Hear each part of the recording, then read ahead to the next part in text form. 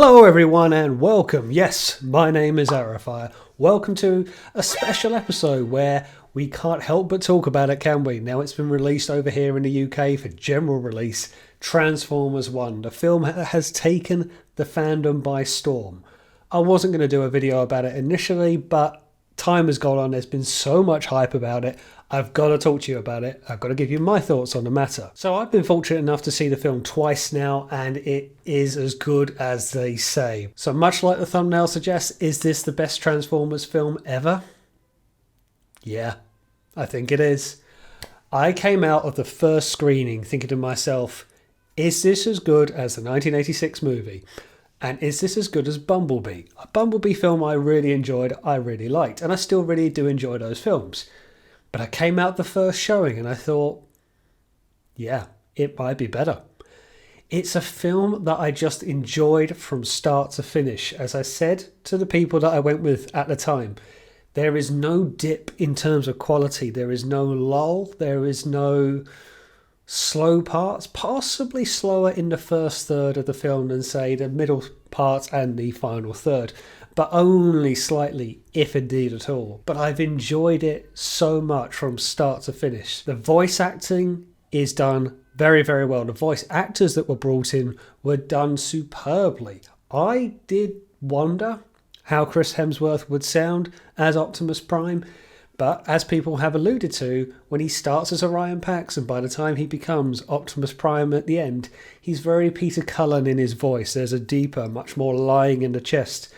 And it suits the character. Even when you look, I think, at the head design, it's very Chris Hemsworth. It's a voice that matches the design, which I think shows they've casted it very well. Scarlett Johansson as Elita actually worked quite well. Elita had some very good zinger lines in it, nice little burns here and there, with some lovely references thrown in as well. Some people have said around Bumblebee, I quite like Bumblebee. It's got some very laughable moments. It's four characters that were just scripted very well. You wouldn't expect, I don't think, a party of four, even if it is early Transformers, pre-Autobots, pre-Decepticons, to be a party of Bumblebee, Elita, Megatron and Optimus. It's not really a quartet you would think of. And it worked well. It was a good party. And you would see Megatron's descent into, not madness, but the aggression really showing. Now, I said in my video that I did with Chris McFeely recently, I wasn't sure when I first saw the trailer how he went from the very kind of upbeat, happy, minor Megatron in the very first trailer and at the start of the film, how it ends up at an IDW-esque Megatron that's very bloodthirsty and wanting the destruction and conquering and torment. Yet this made the transition well. Some people say maybe a bit too quick, maybe it's a bit sudden. Watching it the second time on the film, I didn't think it was. I think you do see the subtleties. You see the shade of eyes going, the yellow to red going to an amber and orange in between. Very nice to see. The references were there. A nice little GoBot drop, which got a nice cheer in the cinema. The Iacon 5000 is arguably one of the highlights of the film. There's a right little who's who and looking through the leaderboard, and I've done it a few times. I was convinced the winner of the race was Blur, where in fact it turns out to be Chromia, which, okay, I can live with that, but I would have thought Blur would have won if anybody. But it's a good race. It's a good part of the film. Reminds me of the pod racing from episode 1 of Star Wars. It has that same kind of vibe to it. But honestly, this film, I cannot praise it enough. The length of the film, again, I think worked quite well. I think it was an hour 50 runtime, maybe, which is fine. Just under 2 hours. Fine, not too long, not too short. It wasn't one of these 2 3/4 hour films. We sat through a few Marvel films of late that go on for about 3 hours, and 3-hour films seem to be quite the norm these days. I think that would have harmed it if that was the case, but this didn't feel dragged out at any point, didn't feel rushed at any point either. It had such the right tempo to it. Everything was told for a reason. Nothing felt too out of place.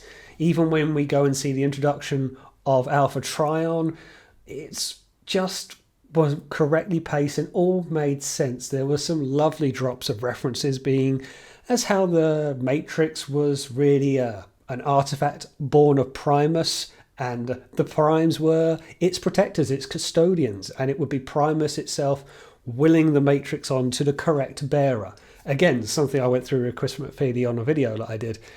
And that makes sense, and it's probably a gooder use of the Matrix as we've seen in a movie for quite some time, at least since the 1986 film. So for people who haven't seen it, is it an origin film? Yes. It is familiar though, familiar yet different. If your introduction to a pre-war Cybertron has been War for Cybertron video games, it's not a million miles apart. If your introduction is, say, the second phase of IDW in the 2019 era, possibly not a million miles apart. If your introduction is even a post-war in the likes of Earthspark, where you have the brotherhood of Optimus and Megatron as time has gone on, you can see a connection. It makes its own path, it goes its own way that could maybe lead on to another trilogy, but it's familiar as well. There is enough references to think, oh, that could be this point for when Megatron goes on to do this. Possibly the only real change was the Cybertronian High Guard, which really was a Decepticons, just a ragtag force just lying around, sort of mercenaries. Now, okay, maybe they were shoehorned in that way. It didn't feel completely out of place, and they were looking for a leader. Megatron kind of takes a rabble on board, showing he is the strongest bot. Otherwise, how else was Megatron supposed to recruit an army? They don't kind of appear out of nowhere, so a wandering mercenary force makes sense as much as anything. But as I say, familiar yet different. We see Cybertron in a golden age of how it was all prosperous and flowing with energon, to the time that it wasn't and the planet's resources were running dry. Okay, not necessarily torn through war, not yet, but we do see how it's again Cybertron in a weakened state. And the question has been asked, if Cybertron is indeed Primus in a hibernation mode, which again would make sense, how did Primus get there in the first place? I've said before, I like the origin story that Primus banished Unicron to another universe and was in a low power mode just to survive, transforms into Cybertron and more or less stays there. That could tie into Cybertron's energon resources going dry. It's familiar. It's something that you can watch and say, even if you're a first-time fan, you can hear sort of previous storylines in the strands and think, oh yeah, that makes sense. It's a good starting point. It's a good... Reboot doesn't feel the right word. Reset doesn't either. It's an origin story, but it's not looking to rewrite the rule book. And that is as much a selling point for this film as I can say about anything else of it. Let me talk around the trailer. Did the first trailer cost this film at the box office? Maybe. I've heard a rumour that the trailer was not designed by the director, perhaps, and it's been outsourced to another company. I don't know enough about that. But in any case, the first trailer, if that's all you've seen, do not let that be your casting vote on this film. Do not have your expectations decided by that first trailer. It doesn't necessarily portray the film in its best light. It's not to say it's bad, it's not to say the moments are there, but that first trailer gives the effect of very Toy Story. And I know this was directed by the same director of Toy Story 4. It's not the kid-friendly film that the first trailer presents itself to be. It has its darker moments as well, which the following trailers seem to get right. So much so that it makes you think maybe they weren't happy with how the first trailer went and put out a couple of other trailers to bring it back to what they had more intended. Now, another thing I'm going to talk about, with this now being out on TF weekend in the UK, its release date. Okay, so this was originally scheduled for July 2024, and I think came out in America late August, early September. It had been drip fed throughout the year with early showings. I don't think that was necessarily a great ploy. Okay, I was fortunate enough to get an early showing, and I'm so grateful that I did. Thank you very much to the guys at TF Nation for arranging that. I can't complain too much, but if you're Paramount, if you're giving out tickets, you want to get the hype. We as Transformers fans are probably going to like this film. You want to kind of get the non-Transformers fans interested as well. Giving out early showing tickets, well, we're going to say it's good, aren't we? If you're someone like me or someone in my situation, you're going to enjoy it and you're going to hype about it. And okay, that will get you a bit of extra publicity. No publicity is bad publicity. If you kept doing early releases, early access, does it take away from what you're trying to achieve? You want to get bums on seats, people through the door Yeah, there was a lot of early promotion. And okay, let's talk about the box office. Now, as of recording, it has cleared 100 million worldwide. That's dollars, I believe, and it cost $75 million to make. So it's cleared its expenses. I don't know what it was expecting to make, but the feeling is it has flopped. I think that's a bit strong a word. I've seen many a film that doesn't clear its own budget and therefore is a loss to make. That's a flop in my mind. If you've cleared your expenditures and then got a bit more in the bank, that can't be a flop. But I don't know, producers will be there and backers and investors will want about 2, 3, 4 times that amount in return. So there will be a benchmark, and the feeling is this is falling short, and it's down to the fandom to generate the hype for other people to go and see it. Which I think again is a bit of a shame because it feels like it's in recovery mode, and it's so good a film it doesn't need to be. Please take it from me, and I'm aware I'm making a video on this to try and hype it up myself, but it is a good film. There have been worse films that have generated more money.